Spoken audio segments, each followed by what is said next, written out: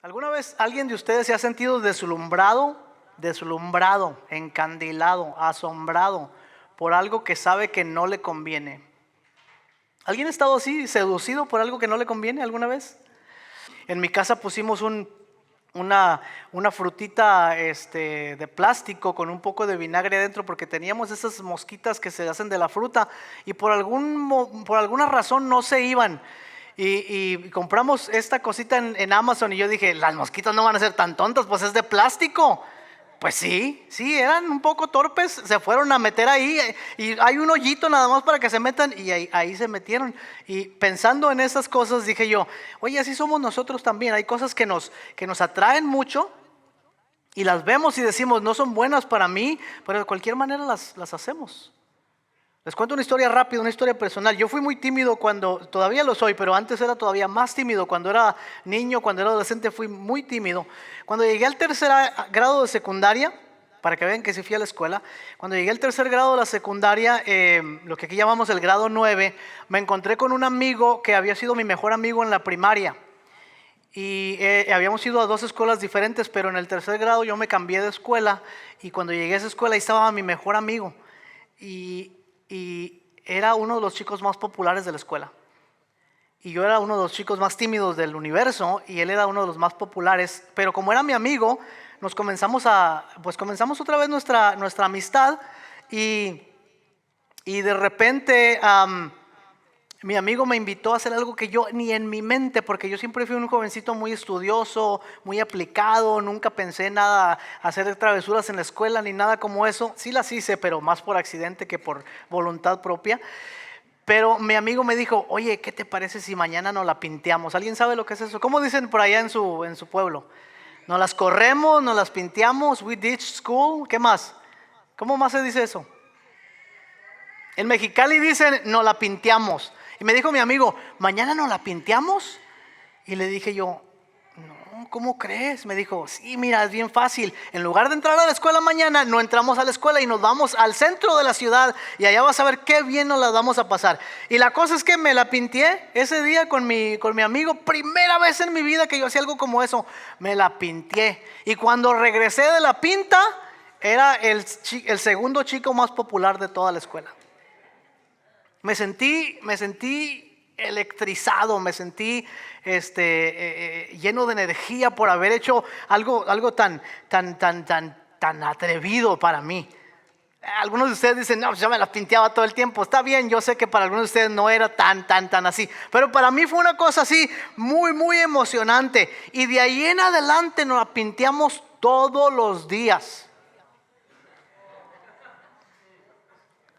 No estoy mintiendo, todos los días a partir de ese momento mi compañero y yo nos salimos de la escuela. ¿Y saben qué? Regresábamos al final cuando salían todos de la escuela para estar con nuestros otros amigos. Éramos la celebridad de la escuela. Uy, Tony, y no voy a decir el nombre de mi amigo porque a veces escucha las predicaciones. Uy, Tony y aquel ya llevan 2 semanas que no vienen a la escuela. ¡Oh, apláudanle! Eventualmente pasamos de ser los chicos cool a ser los chicos tontos. Porque todo el mundo va avanzando en la escuela, menos nosotros nos vamos quedando atrás. Y durante todo ese tiempo yo recuerdo que yo sabía en mi mente que lo que estaba haciendo no era correcto. Pero de todos modos lo hice. ¿Saben por qué lo hice? Porque yo nunca había sido popular en la escuela. Y se sentía tan hermoso, tan bonito ser un chico popular en la escuela y que todo el mundo te reconociera, por lo menos al principio, como alguien que hacía algo atrevido, que hacía algo importante. Eventualmente mi amigo regresó a la escuela. O sea que el amigo dijo, no, sabes que ya la regamos, ya llevamos mucho tiempo, no nos vamos a graduar. Él se regresó a la escuela y yo no. Yo busqué otros amigos para seguirme la pinteando y escapándome. Me quedé atrapado en mi torpeza. ¿Alguno de ustedes se ha quedado atrapado en su necedad alguna vez? A ver, manos. Los demás les da vergüenza levantar la mano. Pues todos nos hemos quedado atrapados. Y les pregunto hoy, todos tenemos historias donde podemos decir, no, sí, hubo un tiempo en mi vida cuando yo estaba atrapado en la imprudencia. en la insensatez, en la necedad. Y lo que he encontrado yo acerca de vivir neciamente, porque realmente eso es lo que yo estaba haciendo, viviendo neciamente, lo que he encontrado es que hay dos cosas en una vida de necedad. Una de ellas es esos momentos cuando uno comete un error, se da un golpe fuerte en la frente y dice: ¿qué estoy haciendo con mi vida? ¿Cómo pude ser tan tonto? Y creo que esos son más fáciles de solucionar. Pero luego hay otra parte de una vida necia o de una vida insensata o imprudente, donde hay actitudes, acciones, sentimientos y hasta ritmos de vida que nos llevan a vivir una vida que no refleja en nosotros nada de sabiduría. Nos convertimos en personas que vivimos una vida de necedad en muchos sentidos. ¿Sabe que nadie se despierta y al siguiente día decide ser una persona necia? Ninguno de nosotros dice de un día para otro: ¿sabes qué? Mañana voy a hacer una locura, voy a cometer una locura con mi vida. Nadie de nosotros hacemos eso. Somos como un barco que desvía su curso un minúsculo grado, y al final de la trayectoria nos encontramos completamente en el lado opuesto de donde pensamos que íbamos a ir. Y de repente decimos: ¿cómo pude llegar hasta acá? ¿Cómo pudo haber dado mi vida una vuelta tal que terminé en la B cuando debía haber terminado en la A? Terminé en el norte cuando debía haber terminado en el sur. ¿Qué hice con mi vida que se volvió una completa necedad? ¿Cómo evitamos? ¿Cómo evitamos una vida de insensatez? ¿Cómo evitamos una vida de imprudencia? Todas estas semanas hemos estado hablando acerca de la sabiduría de Dios. Y hemos dicho en muchas ocasiones que Dios desea de nosotros que vivamos una vida de sabiduría. Y hemos dicho principalmente que la sabiduría es una persona, la sabiduría es Jesucristo. Y seguir a Jesucristo es vivir sabiamente. Pero también hay otros principios que la Biblia nos enseña, hay otras enseñanzas, lecciones que tenemos en la palabra de Dios que nos guían por el camino de la justicia. Hay un camino, dice el Señor Jesús, y repitieron los apóstoles después y los maestros y los padres de la iglesia. Hay solamente dos caminos, ¿verdad? El camino que lleva a la vida y el camino que lleva a la muerte. Hoy vamos a ver tres capítulos del libro de Proverbios. No los vamos a leer todos, les voy a invitar que los lean en su casa, que los estudien en casa. Vamos a leer algunas porciones de los capítulos 5, 6 y 7 de Proverbios. Vamos a tratar de ver en ellos este lazo de la insensatez, esta trampa de la imprudencia, y tal vez podamos aprender a escapar de ello. Disculpen las alergias. Vayan entonces a Proverbios capítulo 5. Proverbios está después de Salmos, casi a la mitad de la Biblia. Nos encontramos en el capítulo 5. Dice: hijo mío, está atento a mi sabiduría y a mi inteligencia, inclina tu oído para que guardes consejo y tus labios conserven la ciencia. Okay. Todos los proverbios en el 5, el 6 y el 7 en algún momento son como estrofas de una canción. Y las estrofas de esta canción o de este poema siempre comienzan con una exhortación a escuchar la sabiduría. Siempre comienzan con una exhortación a escuchar, a oír lo que el sabio tiene que decir. Entonces aquí comienza diciendo inmediatamente: hijo mío, está atento a mi sabiduría y mi inteligencia, inclina tu oído. Y después dice: para que guardes consejo y tus labios conserven la ciencia, porque los labios de la mujer extraña destilan miel y su paladar es más blando que el aceite. Ok, perdón. Antes de que leamos un poquito más en los siguientes versículos, y si ustedes lo leen en casa, quiero que pongan atención a lo que voy a decir. A veces la Biblia tiene pasajes muy complicados. La Biblia fue escrita, siempre decimos, la Biblia fue escrita para nosotros, pero no fue escrita por nosotros. Esos textos fueron escritos hace miles de años.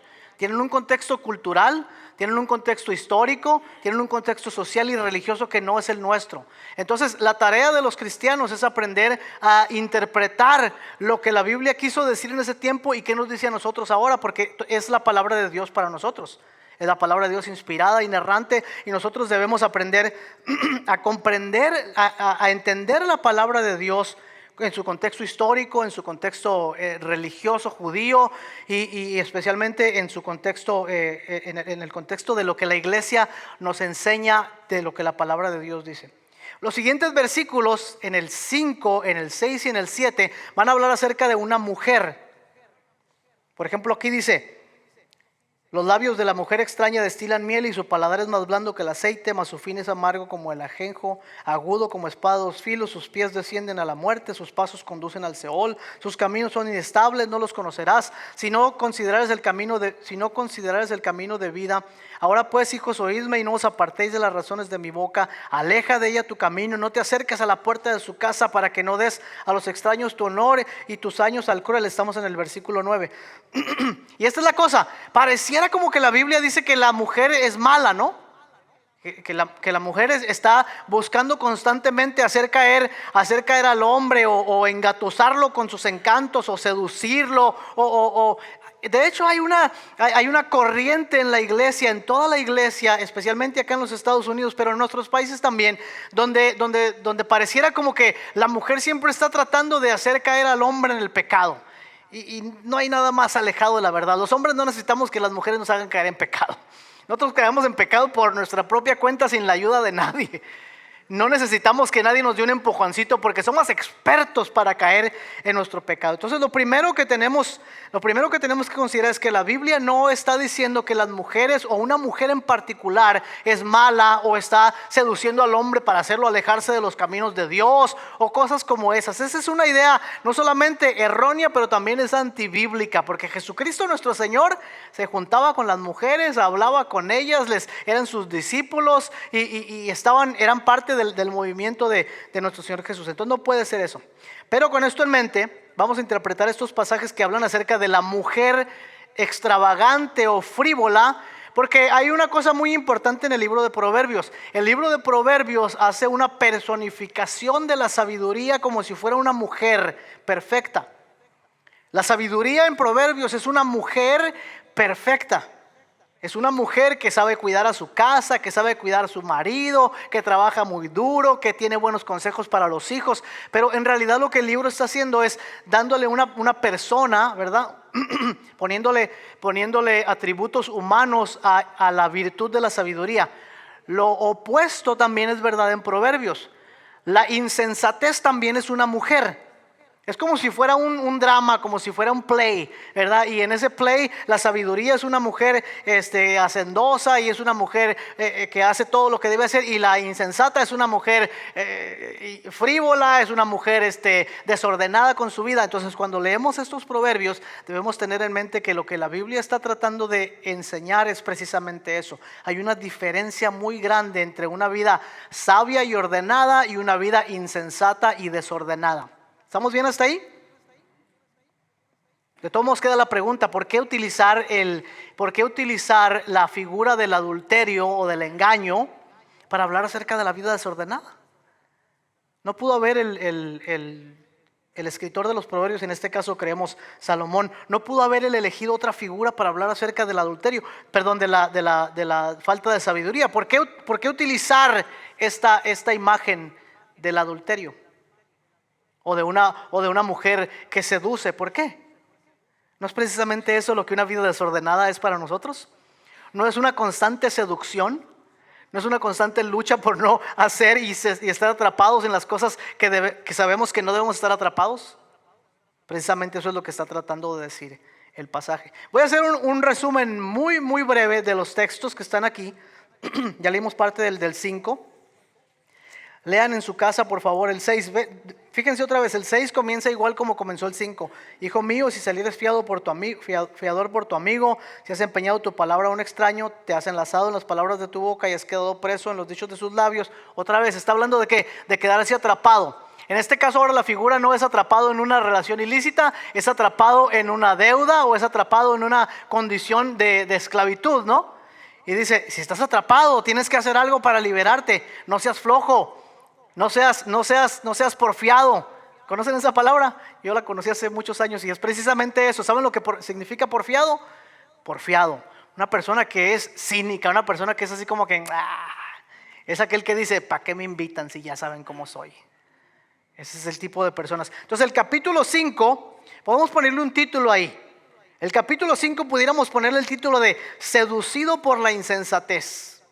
Que básicamente el capítulo 5 habla de no dejarse seducir por la mujer extraña. ¿Quién es la mujer extraña? La vida desordenada, la falta de sabiduría, la necedad, la insensatez. Entonces dice el capítulo 5 básicamente nos enseña a no dejarnos seducir por el aparente placer que provee una vida de insensatez, porque es muy fácil dejarse seducir por una vida desordenada. Los que hemos caído en una vida desordenada sabemos lo fácil que es pinteársela, corrérsela, lo bonito que se siente que tus amigos te aplaudan. Los versículos 15 al 20 del capítulo 5 nos dan a entender que esta vida desordenada, esta insensatez nos entorpece. Un amigo mío me dijo una vez, el pecado nos hace tontos. Ya pensándola bien dije, oye, es cierto. Nos entorpece, no solamente espiritualmente, pero nos entorpece también en nuestra vida en general. Entonces, la vida desordenada nos entorpece. En lugar de ver lo bueno que tenemos por delante, como dice ahí, la mujer de tu juventud, la mujer que te ama, en lugar de ver las cosas buenas que tenemos por delante, vemos las cosas malas que no están con nosotros y deseamos tener esas cosas, nos sentimos seducidos por ellas. Versículos 21 al 23 del capítulo 5 todavía, dice, porque los caminos del hombre están ante los ojos de Jehová y él considera todas sus veredas. Y que en ese sentido, la exhortación es que nos encontremos con un reverente recordatorio de que Dios ve todo, Dios juzga todo. La insensatez es una trampa y el que cae en la trampa difícilmente escapa intacto de ella. El capítulo 6, perdón, todavía estamos en el 5, ¿verdad? Déjenme les leo algo aquí muy importante de Cesario de Arles, un obispo francés del siglo V, un poquito antes del siglo V. Fíjense cómo dice él. Dice, en muy poco tiempo, el diablo lleva a los orgullosos y malvados a la muerte por un camino amplio y espacioso. En muy poco tiempo, el diablo lleva a los insensatos por un camino amplio, por un camino grande, espacioso. Cristo nuestro Señor, dice Cesario. Cristo nuestro Señor, Cesario. Cristo nuestro Señor, por el contrario, dice, conduce a los humildes y obedientes a la vida por el camino recto y estrecho. Ambos caminos, el ancho y el estrecho, tienen un extremo y son muy cortos. Los dos caminos, el ancho y el angosto, tienen un extremo y los dos caminos son muy cortos.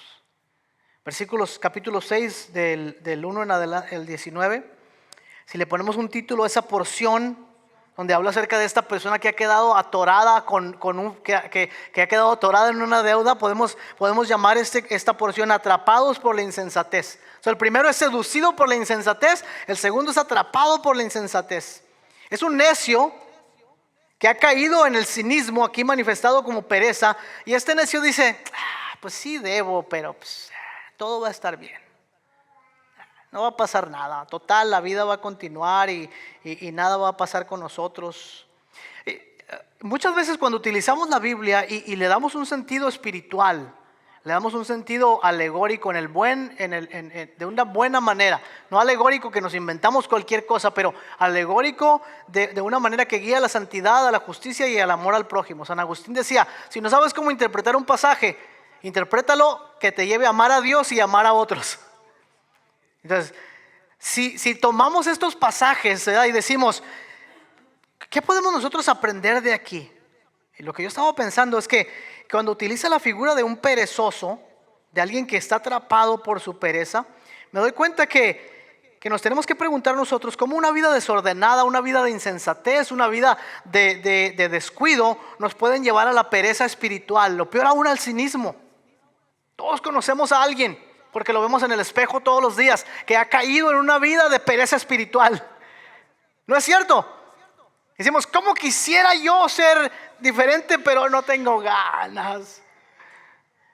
No me quiero levantar temprano hoy. Hoy no se me antoja orar. No quiero leer mi Biblia. Hoy es domingo, va a haber fútbol. Es muy temprano el culto, 9:30, y van a tener sesión de... No, mejor nos quedamos en la casa.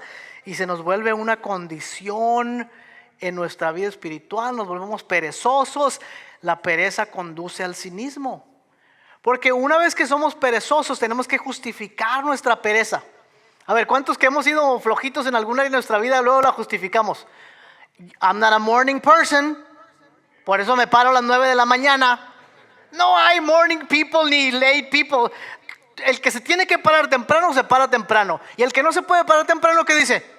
I'm not a morning person. Si tu vida dependiera de la morning, te paras en la morning.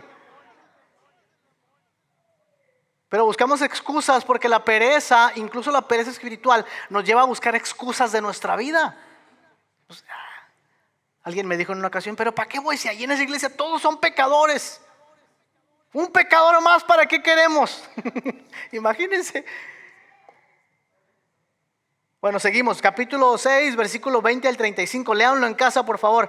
Era seducido por la insensatez, atrapado por la insensatez, consumido por la insensatez. Aquí habla de una persona que dice en el 20, guarda, hijo mío, el mandamiento de tu padre y no dejes la enseñanza de tu madre. Átalos a tu corazón, enlázalos a tu cuello, te guiarán cuando andes, cuando duermas te guardarán. Hablarán contigo cuando despiertes, porque el mandamiento es lámpara y la enseñanza es luz, y el camino de vida, las reprensiones que te instruyen. Otra vez, la figura de la mujer insensata, de la insensatez como una mala mujer. Dice, te guardarán de la mala mujer, de la mujer extraña, de la blandura de la lengua de la mujer extraña. No codicies su hermosura en tu corazón, ni ella te prenda con sus ojos, porque a causa de la mujer ramera el hombre es reducido a un bocado de pan, y la mujer caza la preciosa alma del varón. Ya sí, ¿cómo no? Pero otra vez está hablando acerca de la vida de la insensatez. Y aquí vemos a alguien que ha sido ya consumido. Dice, tu vida se reduce a un pedazo de pan. Es decir, ya no te importa nada de tu vida. Lo único que quieres es lo que tú deseas conseguir. Eso es todo lo que te importa. Y escuchamos la exhortación otra vez a guardar los mandamientos del Señor y a no ser consumidos por nuestra insensatez. Porque aquí vemos a alguien que ya no le importan los problemas en que están, ni los golpes, ni los riesgos. Yo lo único que quiero es tener lo que yo deseo. El capítulo 7, que van a leer en su casa también, es muy parecido a los demás. Y habla acerca otra vez de la insensatez como una mujer que anda en las calles, dice, buscando a un descuidado por ahí. Le habla desde la ventana y le dice, hey, no está mi marido en casa, ¿por qué no vienes y duermes conmigo? Otra vez no está diciendo nada acerca del carácter de la mujer. Está hablando acerca de la insensatez como alguien que seduce a otros. Y aquí ya vemos a un hombre que está enfatuado, que está completamente inmerso en la insensatez. Primero tenemos a alguien que es seducido, luego atrapado, luego consumido y luego completamente enfatuado por la insensatez. Ambrosio de Milán, quien es el que convierte y bautiza a San Agustín en el siglo IV, cuando comenzaba este pasaje, dice Ambrosio, dice, el placer busca tesoros. Escuchen, esto es muy interesante. Los que están tomando la clase de Cristología saben que Ambrosio es uno de los que lucha más fuerte contra el arrianismo, que es una herejía cristiana. Una herejía de la persona de Cristo. Dice él, el placer busca tesoros, promete reinos, asegura amores duraderos, promete intimidades inimaginables, instrucción sin autor y conversación sin obstáculos. El placer promete una vida desprovista de ansiedad, un sueño desprovisto de perturbaciones y deseos que no se pueden saciar. Y luego dice esto, Ambrosio, dice, el placer disipa su fragancia porque no tiene la fragancia de Cristo. O sea, el placer es pasajero, efímero, incompleto, porque no tiene en él la fragancia de Cristo. ¿A qué les recuerda este proceso de seducción, de ser atrapados, de ser consumidos? ¿A qué les recuerda eso? Los que han leído Santiago, por ejemplo, dice, cuando alguno es tentado, no diga que es tentado de parte de Dios, porque Dios no puede ser tentado por el mal, ni él tienta a nadie. Cuando alguno es tentado cuando su propia concupiscencia, de sus malos deseos, dice, es atraído, ¿y qué? Y seducido. Dice, y una vez que el pecado ha sido cometido, da a luz ¿a qué? A muerte. Es el mismo proceso. ¿Le recuerda alguna otra historia en la Biblia? Por supuesto, a una mujer en el huerto, ¿verdad? A quien la serpiente le dice, con que Dios te dijo que no comieras de ese fruto, y la mujer vio el fruto y vio que era apetecible y fue seducida por el fruto y lo dio al hombre y el hombre comió también. Fueron atraídos, fueron seducidos, fueron engañados y después fueron muertos por el pecado, por la insensatez. Pero volviendo al punto, muy pocos de nosotros diríamos, yo vivo una vida de insensatez. Casi ninguno de nosotros pudiera decir algo como eso, ¿no es cierto? La verdad es que la gran mayoría de nosotros queremos agradar a Dios. Por eso estamos aquí. Porque la gran mayoría de nosotros no estamos pensando vivir una vida como se nos dé la gana, pero estamos batallando con una vida así. Esa es la gran diferencia. Que no deseamos una vida de insensatez y no caemos en esta categoría de alguien que anda buscando una vida de insensatez, que nos preocupa nuestra vida espiritual. Sin embargo, vean, esto es importante. Vivimos en un mundo que constantemente nos bombardea con esta idea seductora. Constantemente estamos siendo bombardeados con una idea seductora. No es bueno que seas tan religioso, mi hijo. ¿Para qué vas a la iglesia tantos días? Antes ni ibas y ahora todos los domingos quieres estar ahí metido. También tienes una vida que vivir. No seas tan espiritual. Te mereces algo bueno. Trabajas muy duro. También tienes necesidades. Si los demás lo hacen, ¿por qué no lo haces tú? Si Dios no quisiera que tuvieras tanto, ¿para qué te lo dio? Si no quisiera que disfrutaras tantas cosas en la vida, ¿para qué el Señor te las pone enfrente? Vivimos en un mundo que constantemente nos bombardea con esta seductora idea. Y la constante lucha del creyente no caer en este juego de la insensatez y el desorden. A ver, digan amén a eso por lo menos. La constante lucha de Tony Campos es no caer en este juego de la insensatez y el desorden en su vida. Hace días estaba leyendo un artículo que hablaba de cómo la mercadotecnia ha hecho una ciencia y ha descubierto la manera de apretarnos los botones correctos. La utilización de los medios de comunicación masiva, de las imágenes, de los sonidos, de las metáforas que apelan a lo más íntimo de nuestros deseos es constante. Les digo una verdad importante que tal vez pueda cambiar su vida. La gran mayoría de nosotros no estamos siendo discipulados por la iglesia, estamos siendo discipulados por alguien más. Algunos están siendo discipulados por Fox News 24/7, otros por CNN. A otros de ustedes los discipula el Facebook y a algunos los discipula el TikTok. Algunos de ustedes los discipulan los republicanos y a otros los discipulan los demócratas. Los verdes casi no hay aquí, pero en otras partes sí. Estamos siendo discipulados 24 horas al día, 7 días a la semana por algo que nos lleva a una vida que no es la vida sabia. Cuando vamos al mall o a otros lugares, inmediatamente se inicia el reflejo del discipulado en nuestras vidas. El mall es ese espacio donde no hay barreras religiosas, culturales, políticas. Ahí todos vamos a adorar al mismo Dios, ¿verdad que sí? Inmediatamente entramos en un lugar donde no hay tiempo ni espacio. ¿Cuántos se van al mall por 5 minutos? No hay mall de 5, Mike, ¿sí? No, entramos en un lugar donde es como una catedral, ¿no es cierto? Se borra el tiempo y el espacio. Hay imágenes, tiene sus santos, tiene sus íconos, tiene sus modelos de vida, tiene sus mensajes de la vida nueva, tiene sus predicadores. Y entramos en este lugar que nos reafirma una vez más que estamos bajo la bandera del consumismo y la comodidad. La versión de la buena vida se nos presenta constantemente en una forma agradable y buena, seductora, complaciente. Si alguno quiere ser mi discípulo, no se niegue nada para sí mismo y tome su tarjeta de crédito y sígame. Ese pareciera ser el versículo preferido de los centros comerciales y de la cultura en general. La constante lucha del creyente no dejarse discipular por lo que este mundo llama bueno. Esa es la constante lucha de Tony Campos, es no dejarse discipular por lo que este mundo considera como algo bueno. Sin embargo, también notamos algo muy interesante en estos capítulos. En varios lugares, como ya mencioné antes, hay secciones donde se nos exhorta a recibir el conocimiento de lo que es bueno, a escuchar el consejo del sabio, a retomar el camino de la prudencia. En medio de estas descripciones de la insensatez, encontramos nada menos y nada más que la dirección del Altísimo. Hijo mío, escucha mi voz. Y esto es lo que he descubierto y lo que seguramente tú también, que en los momentos de mayor insensatez en mi vida, En los momentos de mayor torpeza en mi vida es donde he visto manifestada mayormente la gracia de Dios. Es en los momentos cuando he caído en los peores errores de mi vida, cuando la gracia de Dios ha sido más grande. Es en mis peores pecados cuando Dios me ha perdonado más.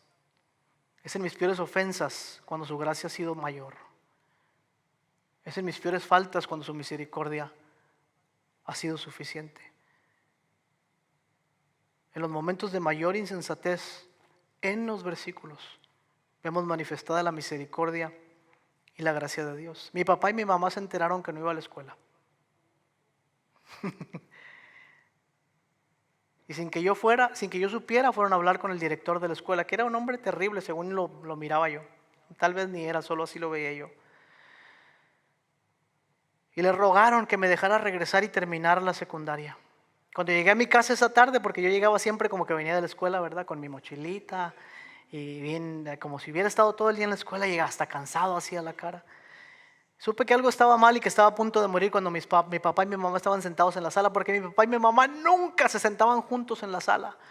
Pero ese día entré yo a la salita de mi casa y estaba mi papá en una silla y mi mamá en otra. Y me dijo mi papá, ¿cómo te fue en la escuela, hijo? Mi papá en su vida me había preguntado cómo me había ido en la escuela, pero ese día me preguntó y dije yo, ay de mí que muerto soy. Y tragué saliva y le dije, bien papá. Y mi mamá dijo, hoy estuvimos en la escuela. Y me persiné como 15,000 veces y empecé a sudar hasta aceite, decía el piporro, ¿verdad? Y esperaba que me azotaran, esperaba que me gritaran, esperaba que me corrieran de la casa, esperaba que me dijeran un montón de cosas. Mi papá me miró a los ojos y me dijo, ya está arreglado el asunto, mañana usted regresa a la escuela. Así, sin más ni más. Ya está arreglado el asunto, mañana regresas al camino. Y es cierto que todos hemos caído en esta vida de insensatez. Todos nos hemos golpeado la cabeza diciendo, ¿cómo pude hacer tal cosa? Todos hemos llorado las lágrimas de arrepentimiento por nuestra torpeza.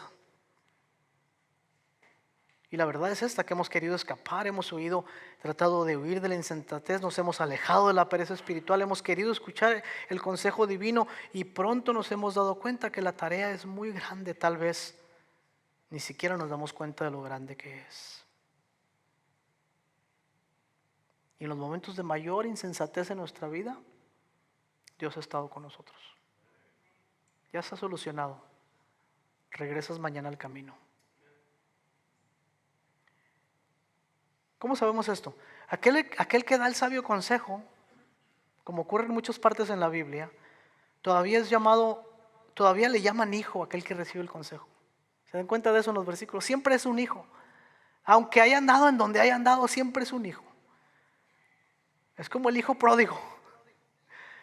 Anduvo entre los cochinos o los chanchos o como sea que usted le llame, comiendo y deseando comer de la suciedad que estaba ahí, pero siempre fue un hijo. Siempre fue un hijo. Y cuando regresó con el padre le dijo, padre, yo no soy digno de ser llamado tu hijo, recíbeme como uno de tus siervos. Y casi podemos oír al padre decir, yo no tengo siervos, yo nomás tengo hijos. Nomás tengo hijos y nomás tengo hijas. Jesucristo en el Sermón del Monte al final dice, si alguno oye mis palabras y las pone en práctica, lo compararé con un hombre sabio que edificó su casa sobre la roca. Vinieron los vientos, vinieron las tormentas, se levantaron las aguas y la casa permaneció porque estaba fundamentada sobre la roca. Y la roca es Cristo. Él es la sabiduría de Dios. Adán y Eva fueron seducidos por Satanás en el huerto. Desde entonces la humanidad es seducida por sus pasiones, por sus deseos. Durante el tiempo de Noé, la humanidad fue seducida por la violencia y la maldad. Así como pasa en nuestros días. En la Torre de Babel, los habitantes, por su orgullo y su gran tecnología, dijeron, no necesitamos a Dios, nosotros podemos ser dioses. Tal y como ocurre en nuestros días. Fueron seducidos por su orgullo y su poder, construyendo una torre tan alta que pensaron que podían ser famosos. Tal y como ocurre en nuestros días. Fue por eso que Dios sacó a Abraham de la tierra de Ur de los Caldeos, para que él mismo no fuese seducido por sus ídolos y sus riquezas.